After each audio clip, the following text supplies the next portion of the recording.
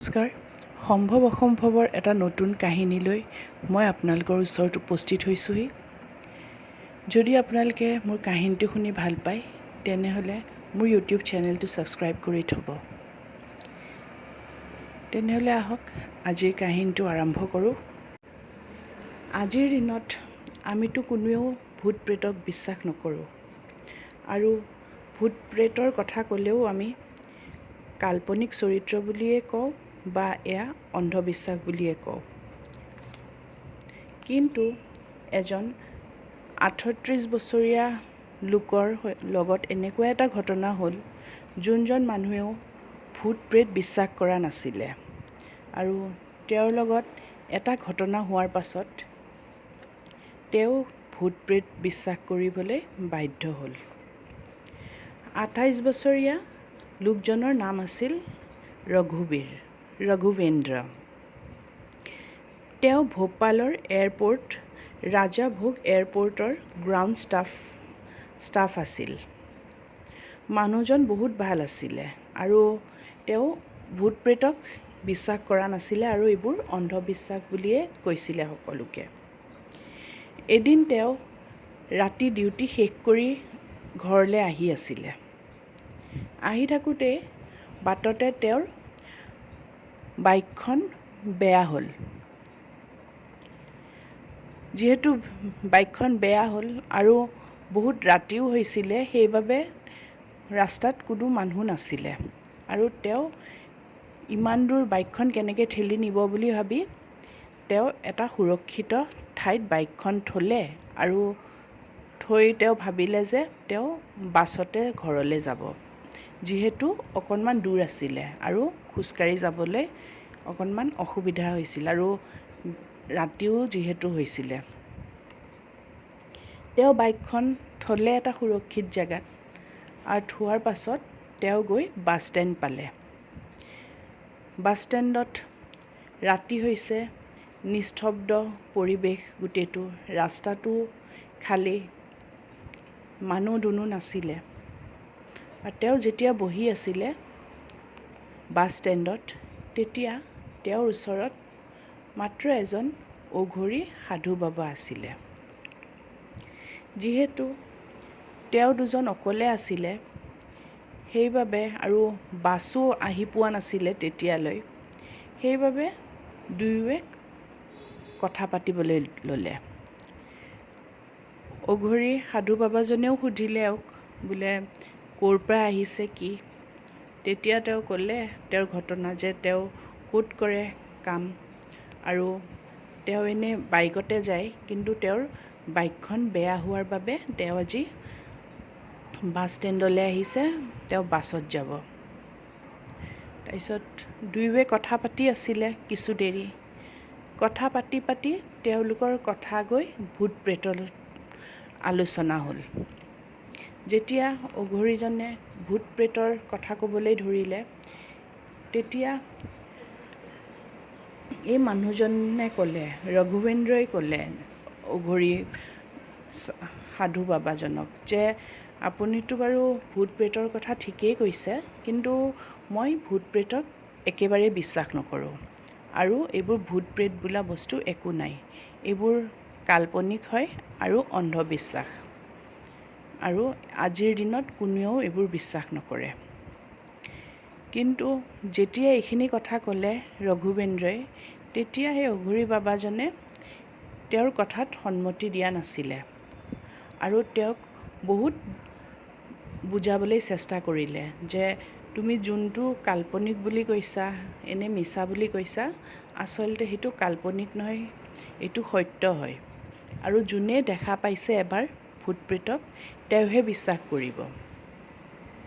এইখিনি কথা ক'লে, কিন্তু নাই, ৰঘুবেন্দ্ৰই কথাটো ঠাট্টাৰ সুৰত উৰুৱাই দিলে আৰু ক'লে যে এইবোৰ এনেই, এইবোৰ মিছা কথা, এইবোৰৰ একো যুক্তি নাই, এইবোৰ বিশ্বাস কৰিবলগীয়া একো কথা নহয়। এইখিনি কথা শুনাৰ পিছত অঘৰী বাবাজনেও অকণমান কথাটো বেছি গুৰুত্ব দি ক'লে যে হয় নেকি, তুমিতো বিশ্বাস কৰা নাই মই কোৱা কথাটো, আৰু তোমাৰ যদি সঁচাই কথাটো বিশ্বাস হোৱা নাই,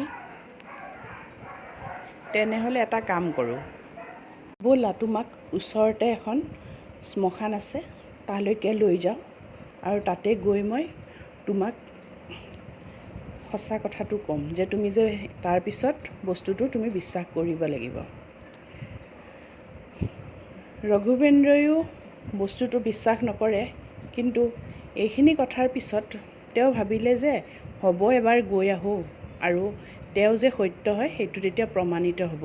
ৰঘুবেন্দ্ৰই যে মিছা কথা কোৱা নাই আৰু ভূত প্ৰেত নাই সেইটো সাধু বাবাজনক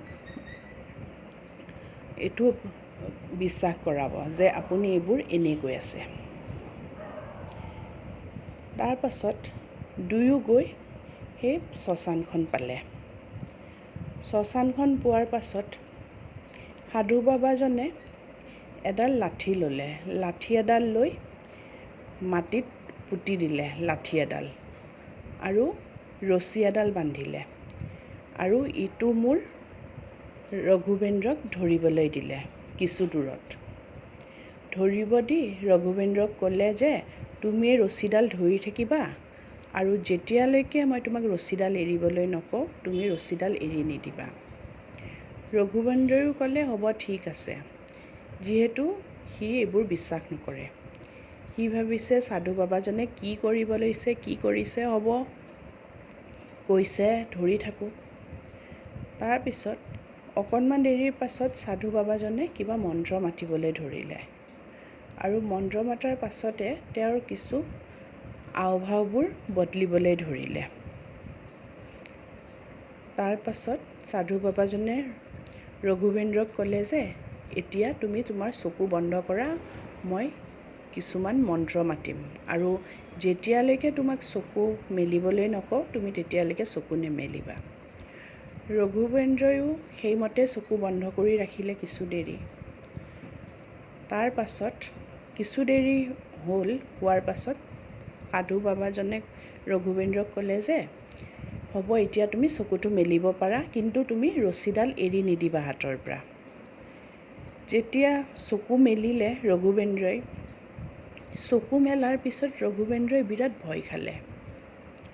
ভয় এইটো কাৰণেই খালে যে সাধু বাবাজনে তেওঁক চকু বন্ধ কৰিব দিয়াৰ আগতে সেই ৰছীডালৰ ওচৰতে কিছু দূৰত চেনি আৰু মিচিৰি থৈ দিছিলে আৰু সেই চেনি আৰু মিচিৰিৰ ওচৰত ৰঘুবেন্দ্ৰই কিছুমান আত্মা দেখা পালে আৰু আত্মাবোৰে সেই মিচিৰি আৰু চেনিখিনি খাই আছিলে